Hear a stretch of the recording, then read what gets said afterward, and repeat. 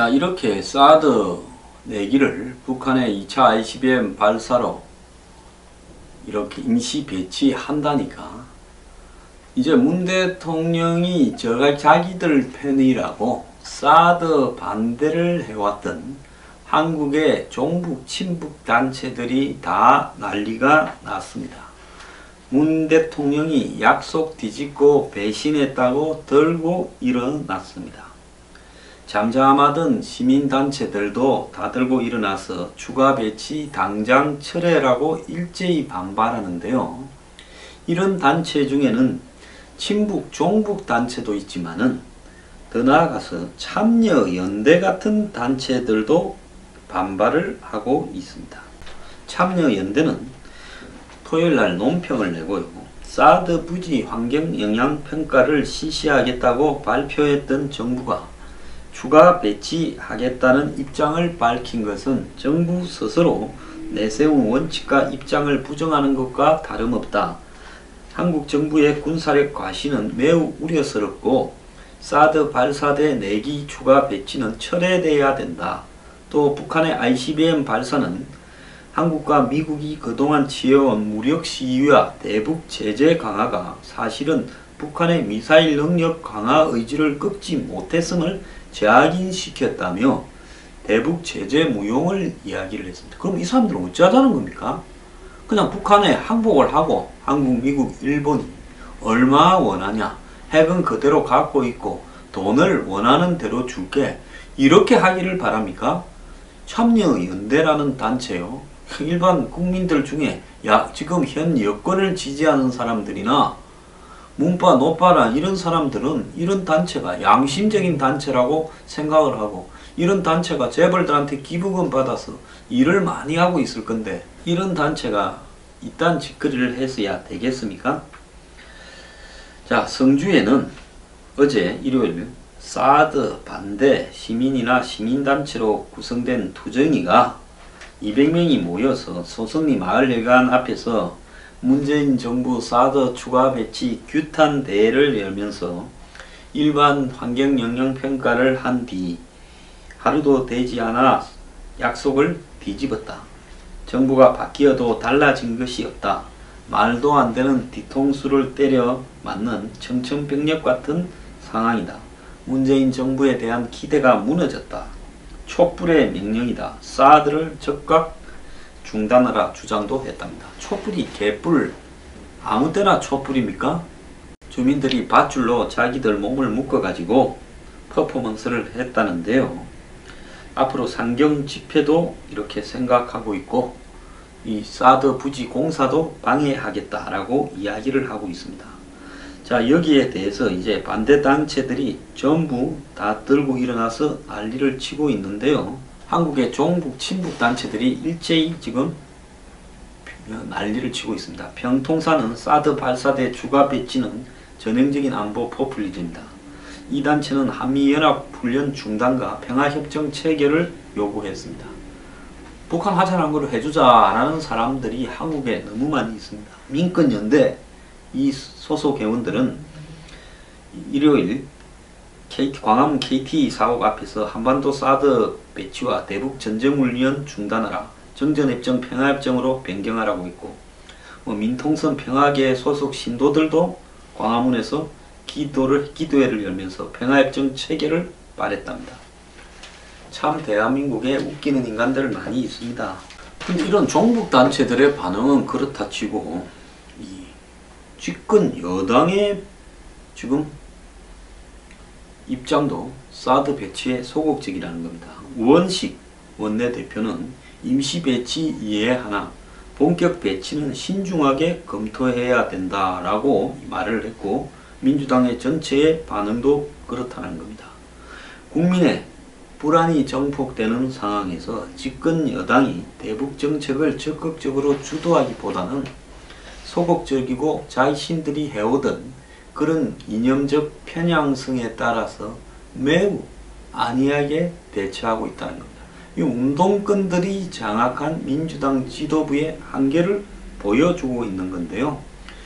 일요일날 원식 원내대표는 기자간담회를 열어 사드 추가 배치는 시의적절한 조치였다며 정부의 임시 배치 결정을 이해한다고 말을 해놓고도 사드가 배치되는 전체 용지에 대한 환경영향평가는 그대로 진행한 이후에 실제 본격적인 배치 문제를 신중하게 검토해야 된다라고 말을 했습니다.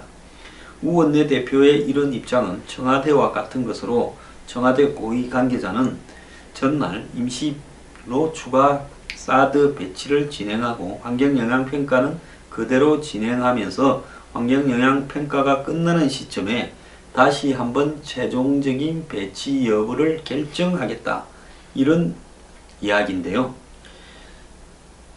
자, 그러면서 민주당은 기존의 대북 전략에 대해서는 변화가 없고 대북 전략에서 대통령의 베를린 구상, 즉 어떤 경우에도 대안은 계속한다라는 말은 그대로 살아있는 거다라고 이야기를 하면서 베를린 구상을 이제는 고치는데 거기에 대해서 반대하느냐라는 질문에 당의 입장은 그렇다면서 자신들이 가져왔던 대북 정책에 대한 수정을 고려하고 있지는 않다라는 입장을 여전히 보이고 있습니다. 당의 이 사드 특위라는 것이 있는데요. 이 민주당의 사드 특위는 사드 배치에 반대되는 입장을 표명해 왔는데 이 와중에도 사드에 대한 입장을 정리하지 못하고 사드 특위 간사 김용호 의원은 2차 ICBM 도발 이후 특위 소집이 없었고 휴가 기간이 끝나면 2차 도발에 대해 폭넓게 논의하겠다 했습니다. 사드가 이렇게 중요해서 특위까지 만들어 놓고 휴가 기간이 끝나면 논의하겠다고 이야기를 하고 있습니다.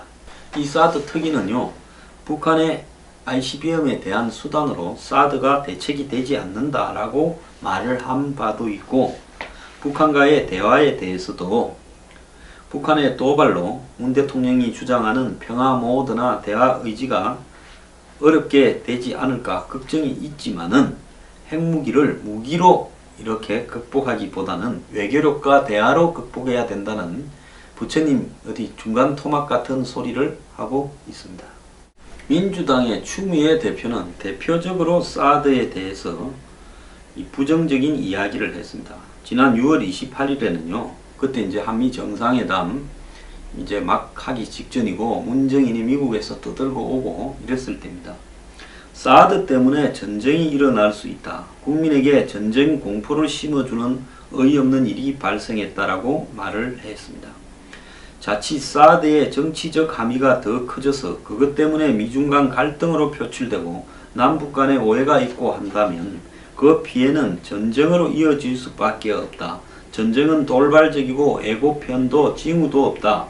나라의 결정권자가 전쟁이라고 선언하는 순간에 일어나는 것이다. 사드가 마치 특별한 방책 비책이고 사드만이 한미동맹이 할 수 있는 것으로 생각해서는 안 된다. 이미 북한은 사드를 뛰어넘는 비대칭적인 전략무기를 빠른 속도로 개발하고 있고 일부는 실전 배치가 가능할 정도로 되어 있다는 것도 무시할 수 없다. 이렇게 주 대표가 말을 했습니다.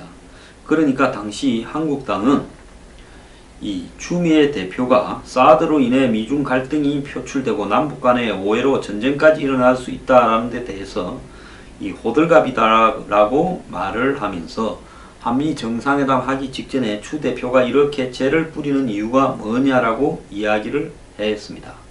그러면서 한국당은 추 대표는 사드의 실효성에 대해서 의문을 제기하고 미 전략자사 및 합동군사훈련 축소, 옹호 발언 등으로 한미 동맹의 근간을 흔들고 있다면서 집권당 대표로 매우 부적절한 행동을 하고 있다고 비판했는데요. 이뿐만 아닙니다. 7월 6일에는 이 추커홍이라고 중한 중국 대사이죠. 좀 건방지기 짝이 없는 친구인데 이 사람을 만나가지고 사드 배치와 관련해서 중국에서 크게 우려하고 있다는 점을 우리는 충분히 이해하고 있다고 말을 하면서 사드의 실용성에 대해 정치 외교적으로 과열되어 있다면서 좀 더 냉정하게 봐야 된다고 이야기를 했습니다. 그러면서 민주당이나 청와대도 사드 배치 과정이 왜 그렇게 갑자기 이루어졌는지 궁금해하고 있다면서 중국 측의 이해를 구하는 외교적 노력도 거의 없었다라는 점 역시 잘 알고 있다고 말을 했습니다.